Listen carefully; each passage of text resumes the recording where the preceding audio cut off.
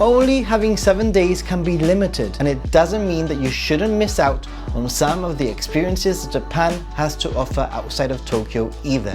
Tokyo is a destination in its own right, 26 cities with their own vibe and feel merged into a mega city that you could easily spend a month or longer exploring and have something new to discover and see every single day. But in my opinion anyway, that wouldn't quite be a Japan trip, it would simply be a trip to Tokyo. And if that's what you choose to do, then that's perfectly fine too.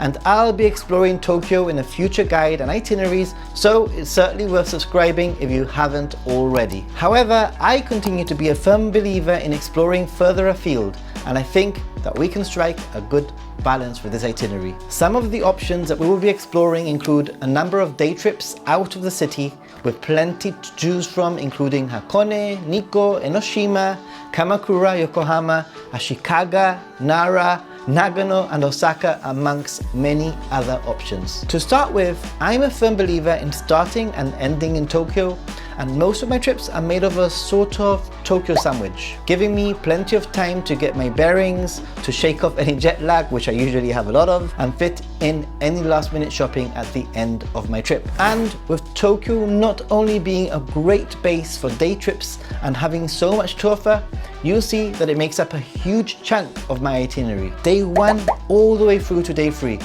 and day 6 all the way through to day 7. Many people actually ask me if they should stay in Kyoto or Osaka, and to be honest, there is no real answer and it's up to your personal preference. As a first-time traveler to Japan, you will certainly love both cities. However, I tend to recommend Kyoto over Osaka if you're coming from Tokyo, like we'll be doing in our itinerary, simply because Kyoto has such a different vibe and many temples and shrines. In fact, you will find 17 UNESCO World Cultural Heritage Sites in the city of Kyoto, and therefore, although we will not be staying overnight in Osaka, we will still be getting our Osaka fix as part of our trip.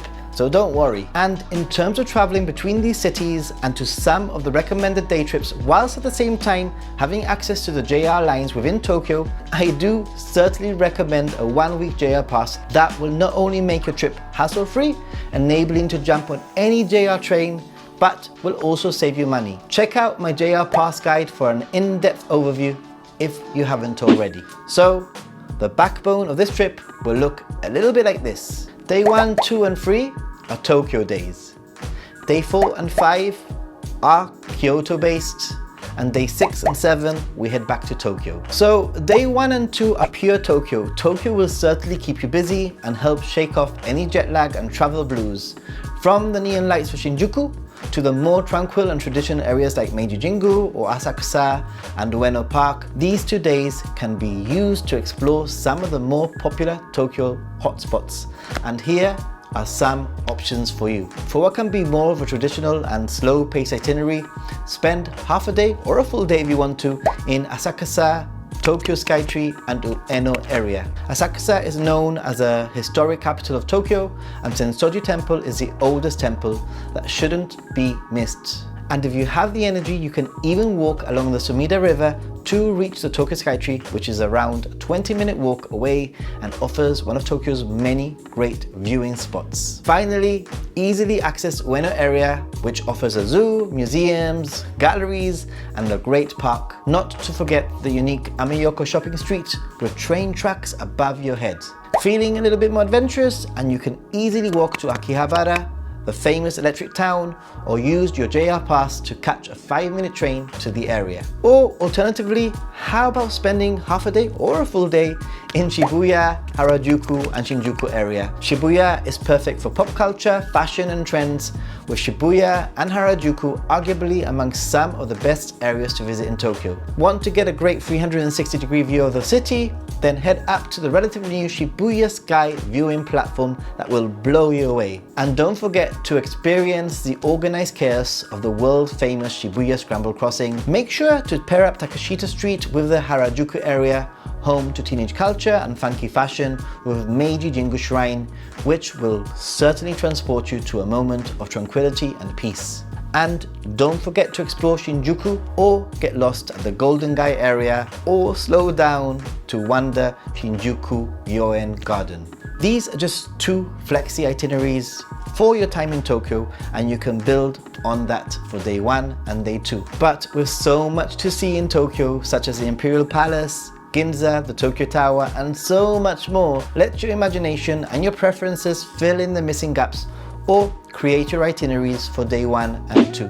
Day 3, and it's time to take a break from Tokyo and get your first sense of what Japan is like outside of this mega city. There are many options that you could choose from, and here are some that you might want to consider. How about a morning trip? Using your JR Pass, you can access Hakone to try and get a glimpse of Mount Fuji from the tranquility of the lake, and potentially spend a little bit of time soaking at a nearby onsen. Or perhaps you can head to Nikko or Ashikaga for temples and a glimpse into a slower pace of life. More adventurous? Matsumoto is under 3 hours away, and you'll get to explore an awesome black castle which is like none other. But my personal preference would be to pair 2 easy to get to locations, Kamakura and Enoshima Islands. Easy to access from Tokyo, due to the time constraint of a 7-day itinerary, this might be your best bet. You might even be lucky and get a view of Fujisan from Kamakura, fingers crossed. On the 4th day, we will swap Tokyo for Kyoto and catch an early Shinkansen bullet train which will get you there in around 3 hours. Kyoto is Japan's former capital and is certainly special with its 1,600 Buddhist temples and 400 Shinto shrines. Kyoto certainly has a more traditional feel. A stroll through Gion and you might encounter a geisha or a maiko, but don't forget to be respectful and admire from afar. Try to get there around midday or earlier so that you can check out some of the many temples and shrines, taking into account that many do close at around 5 p.m. During your time in Kyoto, you should aim to visit Fushimi Inari Shrine. With its tunnels and torii gates, this location is amongst one of the most famous around the entire planet. Kiyomizu-dera Temple and Kinkakuji temples, also known as the Golden Pavilion, are some of Kyoto's main attractions and will keep you busy. Leave the morning of day 2 of your Kyoto trip to explore parts that you might have not had time to complete, or add some things to your list. Fushimi Inari is certainly worth a morning visit. Heading there before 8 a.m.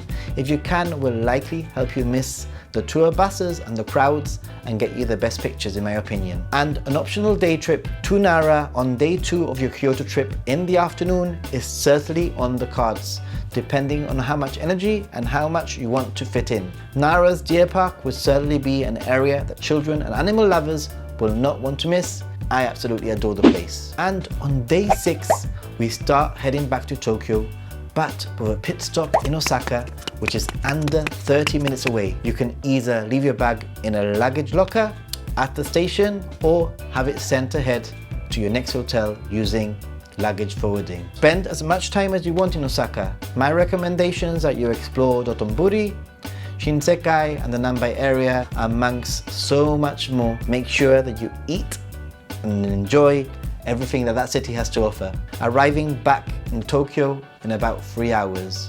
And here is an opportunity to potentially stay in another area of Tokyo that you might not have explored. So all things unfortunately need to come to an end, and it's day 7 and you'll be waking up in Tokyo. So take your time to enjoy what this amazing city has to offer, perhaps some last minute shopping and packing, or squeezing in some further exploring. Why not?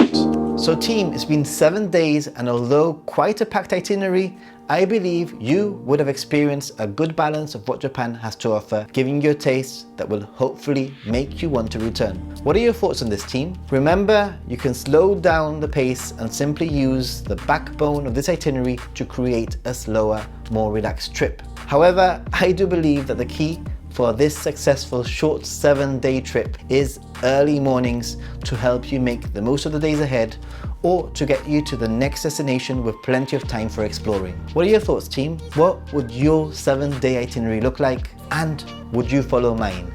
Let me know. Oh, and if you are planning a trip, then how about checking out the Discord server, where you will encounter many like-minded individuals to ask questions, and they will happily help out, I am sure. And if you like this content, then don't forget to give it a like and subscribe. Subscribing will really help out this channel. Want to help me create more content like this one, or support me in one of my future trips to Japan? Financially supporting me means a lot.